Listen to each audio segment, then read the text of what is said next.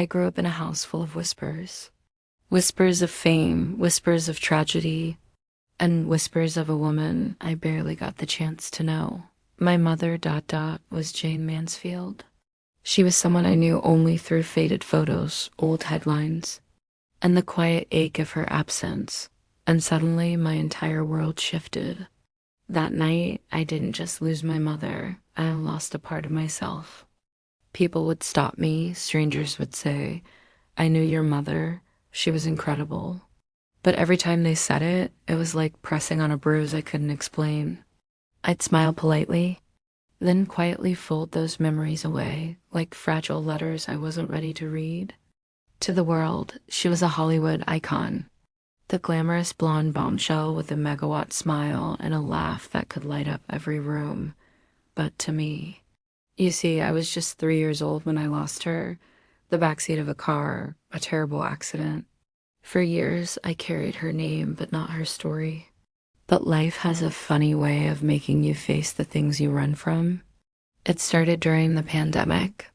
She was doing it for me, alone, surrounded by boxes I hadn't opened in years, literal boxes.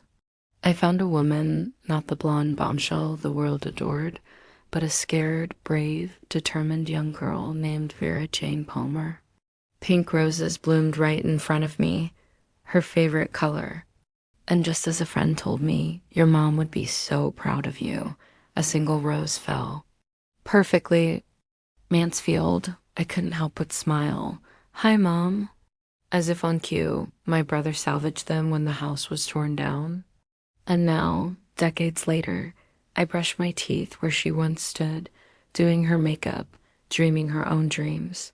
Who left everything behind and drove from Texas to California with her toddler in the back seat, chasing not just fame, was someone else.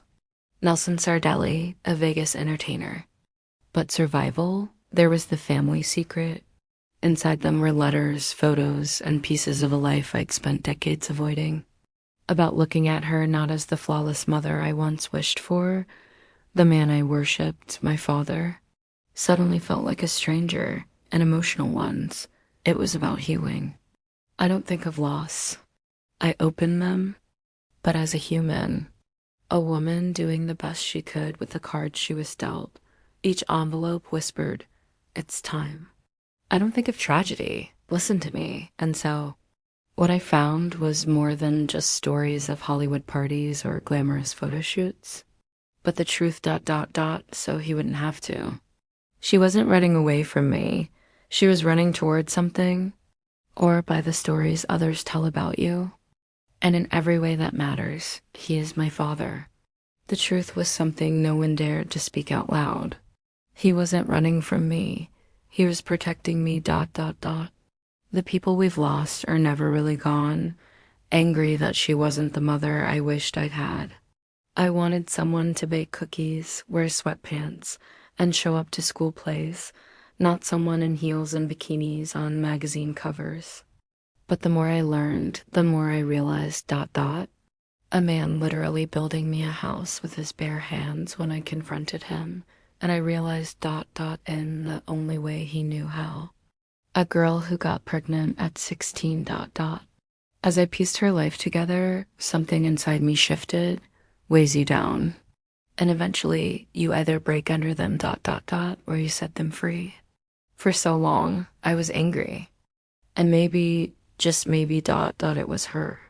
There were moments when it felt like the universe itself was reminding me that she was still here. One morning, I was sitting outside on what I call my snow white balcony. I remember screaming, "Why didn't you tell me? You lied to me. Coincidence? Maybe, but to me." Then there was the time I walked into a spa, completely random, and the robes there were branded ...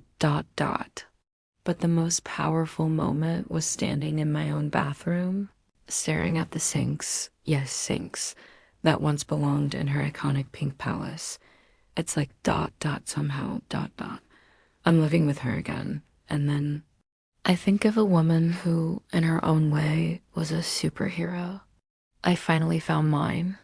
For years, I believed my father was Mickey Hargitay, The strong man, the hero who raised me, my biological father. Feeling like you're defined by what you've lost. Finding that out shattered me, but then I looked at him. That day, I stopped being a child and became an adult. I carried that secret, that burden for years. But carrying secrets, making this documentary, my mom Jayne, wasn't just about telling her story. She wasn't perfect. Neither am I, neither are any of us. But she was brave. She was brave. She packed her dreams, her daughter, and whatever strength she could muster, and she drove west, alone, terrified, determined, and now, when I think of her, I think of courage. I think of pink roses, and in telling her story, to anyone out there carrying secrets, you are more than your past. You are more than your pain. You are writing your story right now, and maybe, just maybe, they're just waiting for us to find them again.